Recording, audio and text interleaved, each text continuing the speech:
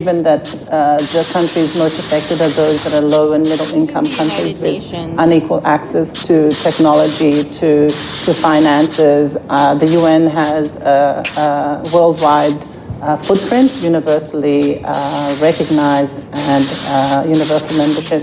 A global stockpile would certainly help ensure more rational and strategic allocation, but the reality is that we don't have the logistics capability, even within the UN, to bring that together in one place and run it. So this is where I think a collaboration between the international organizations like the World Health Organization and the private sector, which runs these supply chains for many purposes every day, understand where the supplies are, make smart decisions about how to allocate them to the people who need them in the places that need them the most, and then work with the industry to move those supplies from where they are today to where they need to be.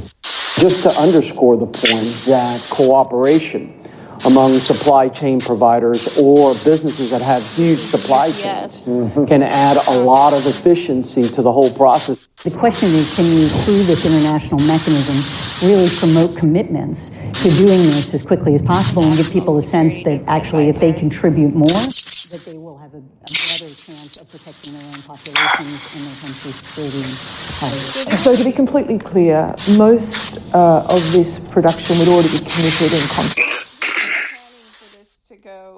This is going to be a global epidemic. This is a biological warfare, is what this is. This is like, and I don't think it's doomsday, but this is going to be global, and it's a bio warfare. This is a bio warfare, and it was done purposely. All I know is that I'm trying to be proactive.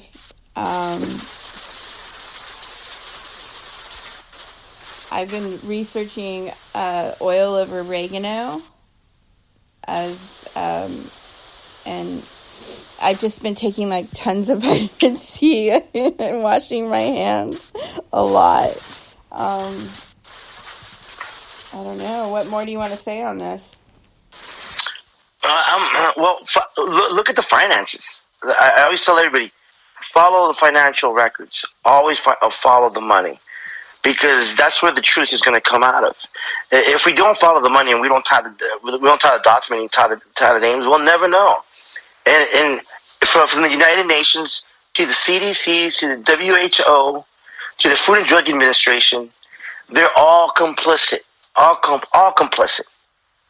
Because they willfully and knowingly allowed this to happen, and it's crazy. And I'm gonna forward you a document, a couple things, and I'm gonna show you that I would like to show the American people to see the connection of almost everybody involved that are complicit in the pharmaceutical industry with the Melinda and Bill Gates Foundation and the Clinton Foundation. They do this like every administration. Like I remember, I think it was the Obama administration when not the Obama administration. It was before the Obama administration. Was it Clinton? But there was like the bird flu pandemic. Do you remember that? Yes. So they do. It just seems to me that there's always this huge pandemic that breaks out.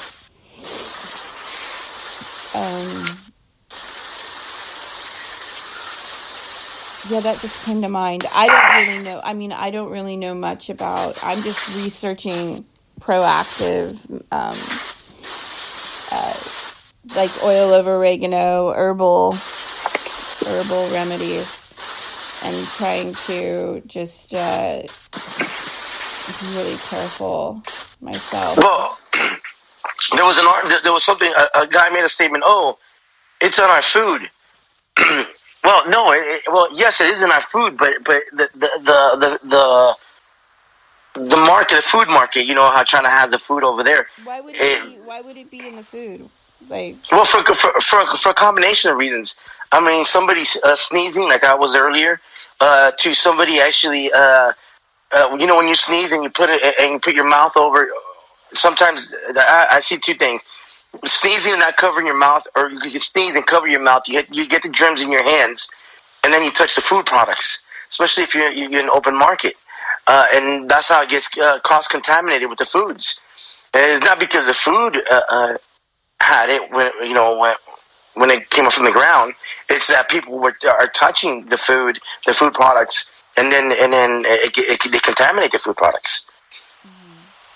So people don't think, simple things like that. People just don't think about, and that's why we have to wash our vegetables now, vigorously, and just make sure that we're extremely cautious of everything that we do.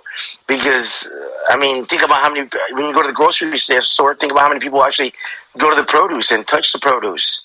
So you don't know who touched the produce or not, if they have it or they don't have it. But it's something that we definitely have to be extremely cautious about now. Yeah, keep it in mind. Take your shoes off before you come into the home. Wash your hands, things of that nature.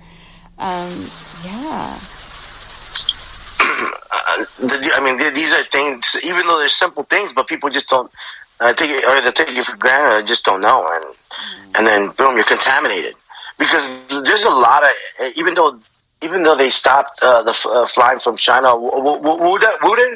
Wudan, if I pronounce it, I apologize, but you got Asians in California and New York, huge Asian population, just not in New York, in California, in Oregon, and in Washington. And who's to say one of them didn't come in and have it? And who's to say that they could spread it to a coworker, or a family member, or a friend, or just being somewhere in public. But we definitely have to be extremely cautious. Do you know how many countries or how many locations are actually quarantined right now? I know for certain, but then I would not be surprised if Australia, Austria, and the United States start doing that too. Really? Yes. Wow. Yeah, it's crazy, but we're not getting the full details because remember, China has a tendency of suppressing a lot of the information, and the information that comes out slow. And unfortunately, at this day and age, you're going to have to take that information for face value. It just saddens me that it happens. I'm going to send you this right here quick to your messenger, and then you can post it after we get done. But this you want one of the ladies in the mask talking about what's happening over there, and that is her there warning the people there, and her message is extremely powerful. And then it's called Wuhan, Wuhan, and then this is a gentleman talking how an American's over there, and then here's a document. I'm gonna send you okay, so then this right here, this is it. I'm gonna send you this. It's pretty disturbing, and I'm gonna send you the link. But why I'm sending you this right here on Messenger is on the fourth page. Not fourth. Let me see. Let me be as accurate as possible. I'm here locally.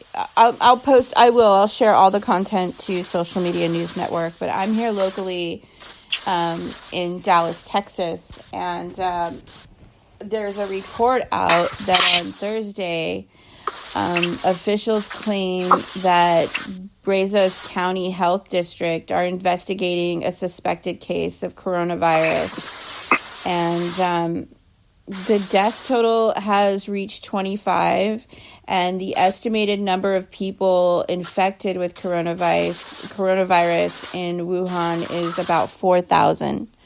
So, in Wuhan or in Texas? In Wuhan. In Wuhan, we heard an estimate of almost 90,000 people. Are you serious? Yes. Okay, my information must be old. But the same globalists who, I guess, patent the virus, or I don't know if the virus is patent, I've heard, are scrambling to develop a vaccine to the deadly. And I find that hard to believe that they're scrambling Well, they already have it. They already have it because they patented it. So they have it. They have it. So this right here, and so they can come together and work with the Bill and Melinda. Globally, they can all come together and work with the Bill and Melinda Gates Foundation. To step in. They're being hailed as saviors, and that this is all a massive coincidence.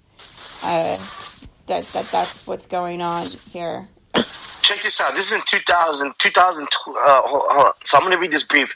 The pandemic and epidemic have killed countless millions throughout human history. Highly virulent infections, disease such as plague, influenza, and others has repeatedly swept through human society, causing death, economic chaos. That's what you're having in China right now.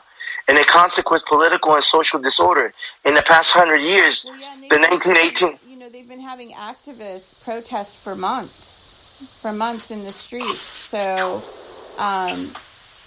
this would probably definitely get people off the streets, I'd say. So, and then it says, in 1918, influenza epidemic killed approximately 50 million. The CDC in 2014, HIV and AIDS, which are also, just like Cordova and Ebola and HIV are all man-made, took the lives of more than 35 million, although were recently emerging epidemics such as a severe acute respiratory syndrome, SARS, SARS, another man-made disease in 2003, which is the H1N1 in 2009, and most recently the Ebola epidemic, another, as I said, man-made in West Africa, have had lower death tolls.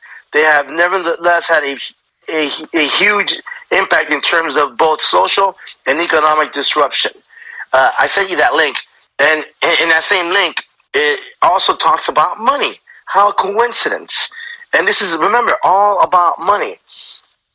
And then it goes, the G7, G20, and the United Nations, under the leadership of the UN Secretary General, should be enforced to sustain international force and action to protect human lives and livelihoods from the threat of infectious disease. Well, if it's man-made, how can they protect us? Oh, because they got to sell the cure, their vaccination to cure you. And then you always hear the word framework in the UN, what do you call it? Everything that has to do with the UN, always they use a framework, the word framework, or social development. It's all a demise, and it's all intentional. And until the American people start waking up and realizing that what they're doing is trying to depopulate us for whatever's there underneath the ground. Because at the end of the day, everything happens for a reason. There's always a motive. That motive can possibly just to depopulate, to steal minerals like silver, gold, oil, and uranium from the people within a certain location. It's just no different than when Nancy Pelosi and her cronies wanted to put the bullet train in California. So they destroyed everything that was there in their path, meaning farmers and Native Americans and housing communities. So they can put their bullet train there. So this is all a demise. This is all done intentional because people have financial investment in certain areas or certain regions of the world.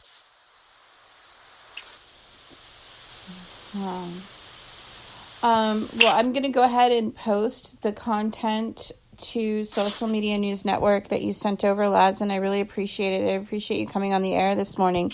The more informed people are, the better, right? Absolutely. I totally agree. I just hope people would be mobilizing faster than what we see right now. Don't let the media fool you, because the lame duck media, the fake news media, will never tell you the truth, will never report the truth, and will never educate the American people. And I'm going to send you this one right here.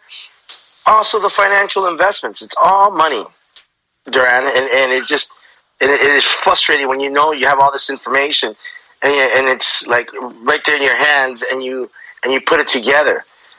And when you start tying all this together, you're just like, what the hell? And would the new members of the New World Order ever stop? Would they ever stop playing with the human race, and we have to take